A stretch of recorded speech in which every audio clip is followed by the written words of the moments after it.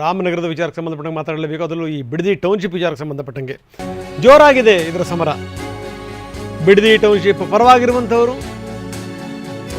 ಮತ್ತು ವಿರೋಧ ವ್ಯಕ್ತಪಡಿಸ್ತಿರುವಂಥವರು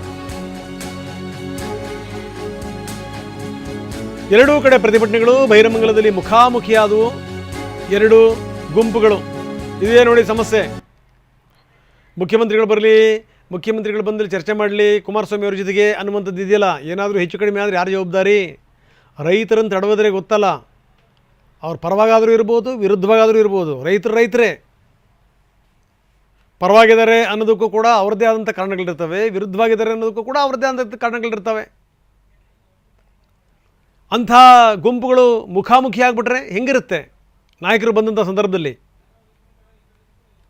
ಇದು ನೋಡಿ, ಯೋಜನೆ ವಿರೋಧಿಸಿ ಹೊರ ಜಿಲ್ಲೆಗಳ ರೈತರು ಪ್ರತಿಭಟನೆ ಮಾಡ್ತಾ ಇದ್ದಾರೆ. ಪ್ರತಿಭಟನೆ ಮಾಡ್ತಿರುವಂಥವರು ಬೇರೆ ಜಿಲ್ಲೆಯವರು, ತೊಲಗಬೇಕು ಅಂತ ಪ್ರತಿಭಟನೆ. ಹೆಂಗಿದೆ ನೋಡಿ.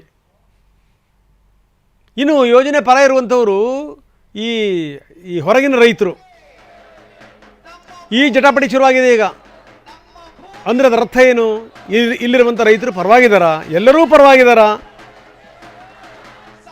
ಇದು ಸಂಗತಿ. ಯೋಜನೆಯ ವಿರುದ್ಧ ಮೈಸೂರು ಜಿಲ್ಲೆ ರೈತರು ಪ್ರತಿಭಟನೆಯನ್ನು ಮಾಡ್ತಾ ಇದ್ದಾರೆ, ಧರಣಿ ಮಾಡ್ತಾ ಇದ್ದಾರೆ.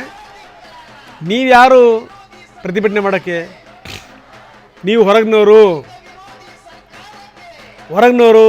ನಮ್ಮ ಜಿಲ್ಲೆಯಿಂದ, ರಾಮನಗರ ಜಿಲ್ಲೆಯಿಂದ ತೊಲಗಬೇಕು ಅಂತ ಸ್ಥಳೀಯರ ಪ್ರತಿಭಟನೆ.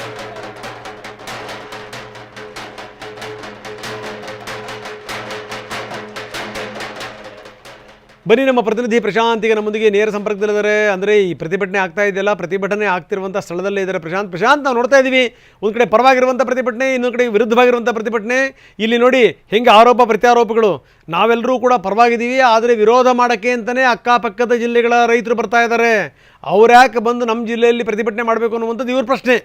ಯಾವುದೇ ಕಾರಣಕ್ಕೂ ರೈತರಿಗೆ ಅನ್ಯಾಯ ಆಗಿಬಿಡಲ್ಲ ಅನ್ನುವಂಥದ್ದು ಪ್ರತಿಭಟನೆ ಮಾಡ್ತಿರುವಂಥವ್ರ ಪ್ರಶ್ನೆ.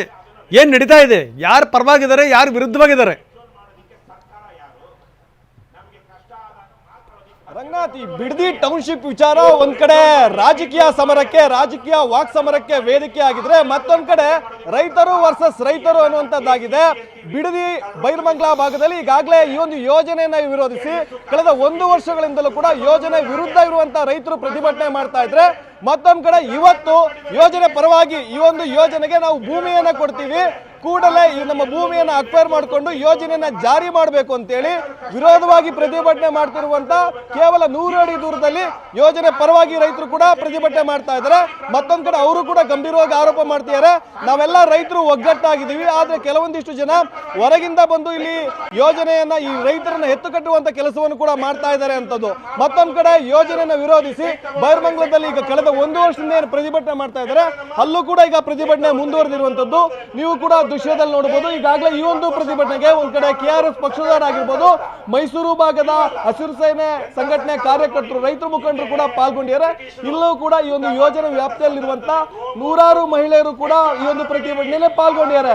ಒಂದ್ ಕಡೆ ಯೋಜನೆ ನಮಗೆ ಬೇಡ, ನಮ್ಮ ಭೂಮಿ ನಮಗೆ ಬಿಟ್ಕೊಡ್ಬಿಡಿ ಅಂತೇಳಿ ಯೋಜನೆಯನ್ನು ವಿರೋಧಿಸಿ ರೈತರು ಪ್ರತಿಭಟನೆಯನ್ನ ಮಾಡ್ತಾ ಇದ್ರೆ, ಮತ್ತೊಂದ್ ಕಡೆ ಈ ಒಂದು ರೆಡ್ ಝೋನ್ ಮಾಡಿರೋದ್ರಿಂದ ಸಾಕಷ್ಟು ತೊಂದರೆ ಆಗಿದೆ, ನಮಗೆ ಜಮೀನು ಮಾರಾಟ ಮಾಡಕ್ ಆಗ್ತಾ ಇಲ್ಲ, ಹೀಗಾಗಿ ಯೋಜನೆ ಸರ್ಕಾರ ಮಾಡ್ತಾ ಇದೆ, ಇದು ನಮಗೆ ಸಾಕಷ್ಟು ಅನುಕೂಲ ಆಗ್ತಾ ಇದೆ ಅಂತ ಹೇಳಿ ಮತ್ತಷ್ಟು ರೈತರು ಕೂಡ ಪಕ್ಕದಲ್ಲಿ ಪ್ರತಿಭಟನೆಯನ್ನು ಕೂಡ ಮಾಡ್ತಾ ಇರೋದು. ಒಟ್ಟಾರೆ ಈ ಒಂದು ಯೋಜನೆಗೆ ಪರ ವಿರೋಧ ಕೂಡ ಆರಂಭ ಆಗಿರುವಂತದ್ದು. ಒಂದ್ ಕಡೆ ನಮಗೆ ಬೇಕು ಅಂತ, ಮತ್ತೊಂದ್ ಕಡೆ ಬೇಡ ಅಂತೇಳಿ ಎರಡೂ ಕಡೆಯ ರೈತರು ಕೂಡ ಪ್ರತಿಭಟನೆಯನ್ನ ಮುಂದುವರಿಸಿರುವಂತದ್ದು. ರಂಗನಾಥ್, ಎಸ್, ಧನ್ಯವಾದ ತಮ್ಮೆಲ್ಲ ಮಾಹಿತಿಗೆ. ಇನ್ನು ಟೌನ್ಶಿಪ್ ವಿಚಾರಕ್ಕೆ ಸಂಬಂಧಪಟ್ಟಂಗೆ ಸತೀಶ್ ಜಾರಕಿಹೊಳಿ ಮಾತಾಡಿದ್ದಾಯಿತು. ಈಗ ಪರಂ ಅವರ ಸರದಿ.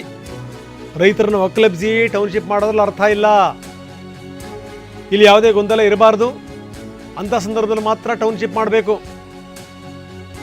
ಮುಂದುವರೆದು ಪರಮೇಶ್ವರ್ ಹೇಳ್ತಾರೆ, ರೈತರ ಒಪ್ಪಿಗೆ ಪಡ್ಕೊಂಡೇ ನಾವು ಟೌನ್ಶಿಪ್ ಮಾಡ್ತೀವಿ, ಪರಿಹಾರ ಸಾಕಾಗ್ತಿಲ್ಲ ಅಂತಂದರೆ ಮತ್ತೆ ಪರಿಶೀಲನೆ ಮಾಡ್ಬೋದು, ಹೆಚ್ಚು ಪರಿಹಾರ ಬೇಕು ಅಂತಂದರೆ ಕೊಡುವಂಥ ಕೆಲಸವನ್ನು ಮಾಡ್ಬೋದು. ಆದರೆ ತುಂಬ ವಿರೋಧ ಆಗಿಬಿಟ್ರೆ ಅದಕ್ಕೆ ಅವ್ರು ಹೇಳ್ತಾರೆ, ಒಕ್ಕಲೆಬ್ಬಿಸಿ ನಾವು ಮಾಡೋದರಲ್ಲಿ ಅರ್ಥ ಇಲ್ಲ. ಸೂಚನೆಯನ್ನು ಇಲ್ಲ, ನಾನು ಮೊದಲೇನೂ ಹೇಳಿದ್ದೇನೆ, ರೈತರಿಗೆ ಒಕ್ಕಲೆಬ್ಬಿಸುವಂಥ ಕೆಲಸ ಮಾಡೋದಿಲ್ಲ. ಫೋರ್ಸ್ ಮಾಡಿ ರೈತರನ್ನ ತೆಗೆದು ಆಚೆ ಹಾಕಿ ನಾವು ಟೌನ್ಶಿಪ್ ಕೊಡೋದ್ರಲ್ಲಿ ಅರ್ಥ ಇಲ್ಲ. ಅವರನ್ನು ವಿಶ್ವಾಸಕ್ಕೆ ತೆಗೆದುಕೊಂಡು ಕನ್ಸೆಂಟ್ ಆಗಿ ಅವರ ಕನ್ಸೆಂಟ್ ತೊಗೊಂಡು ಅದನ್ನು ಆ ಜಮೀನುಗಳನ್ನು ತೆಗೆದುಕೊಂಡು ಮಾಡುವಂಥದ್ದನ್ನು ಈಗ ಮುಖ್ಯಮಂತ್ರಿಗಳಾಗಲೇ ಸೂಚನೆಯನ್ನು ಕೊಟ್ಟಿದ್ದಾರೆ. ಅವರಿಗೆ ಒಂದು ವೇಳೆ ನಮಗೆ ಕೊಡುವಂಥ ಕಾಂಪನ್ಸೇಷನ್ ಸಾಕಾಗ್ತಿಲ್ಲ ಅನ್ನೋದೇನಾದರೂ ಇದ್ದರೆ ಅದನ್ನು ಕೂಡ ಇನ್ನೂ ಹೆಚ್ಚು ಮಾಡತಕ್ಕಂಥ ಸಾಧ್ಯತೆಗಳು ಕೂಡ ಇದ್ದಾವೆ.